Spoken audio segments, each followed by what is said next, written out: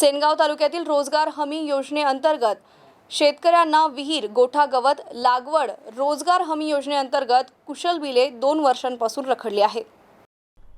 2023 ते 24 या वर्षामध्ये शेतकऱ्यांनी सेनगाव पंचायत समिती अंतर्गत रोजगार हमी योजनेमधून विहीर बांधकाम करण्यासाठी गोठा बांधकाम गवत लागवड रोजगार हमी योजनेअंतर्गत ही कामे केली होती। पण आतापर्यंत 2 वर्ष उलटूनही कुशलचे बिल शेतकऱ्यांना मिळत नाही।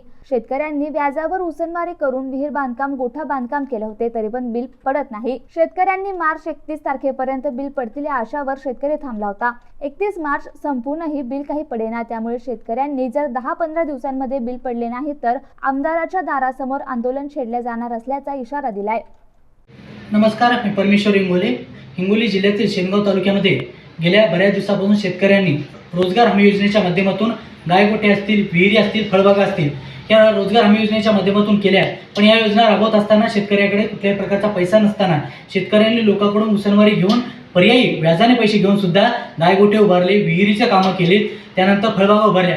पण गेल्या 1 ते 1.5 वर्षापासून जे काही MRGS रोजगार हमी योजनेच्या माध्यमातून जे काही कुशलची बिलं आहेत ती बिलं त्या शेतकऱ्याच्या खात्यावरती न पडल्यामुळं शेतकऱ्यांवरती उपासमारीची वेळ येत आहे। कारण की त्यांनी लोकांकडून घेतलेल्या पैशातून गायगोठे उभारले, शेततळे उभारले, त्यानंतर विहिरी उभारल्या, त्यानंतर फळबागा उभारल्या। पण त्यांच्याकडे पैसा नसताना सुद्धा त्यांनी लोकांकडून पैसे घेऊन कामं केली। पण आतापर्यंत 1 ते 1.5 वर्ष झाले की या शेतकऱ्याच्या खात्यावर कुशलची बिलं पडली नाही। त्यानंतर रोजगार हमी योजनेच्या माध्यमातून जे काही त्यांना मजुरीचं काम मिळते, या मजुरीने काम करणाऱ्या लोकांना मजुरी सुद्धा गेल्या 3 ते 4 महिन्यापासून मिळत नसल्यामुळे मोठ्या प्रमाणात सेनगाव तालुक्यामध्ये सर्व शेतकऱ्याची मोठ्या प्रमाणात हेळसांड होताना दिसून आहे। माझी राज्य सरकारला विनंती आहे की लवकर MRGSचे जे काही कुशलची बिलं असतील किंवा रोजंदारीवर काम MRGS मध्ये काम करणाऱ्या शेतकऱ्यांची रोजगारी असतील ही लवकर त्यांना देण्यात यावी, जेणेकरून त्यांची जी काही होणारी हेळसांड आहे आणि आर्थिक टंचाई ती दूर होण्यासाठी मदत होईल।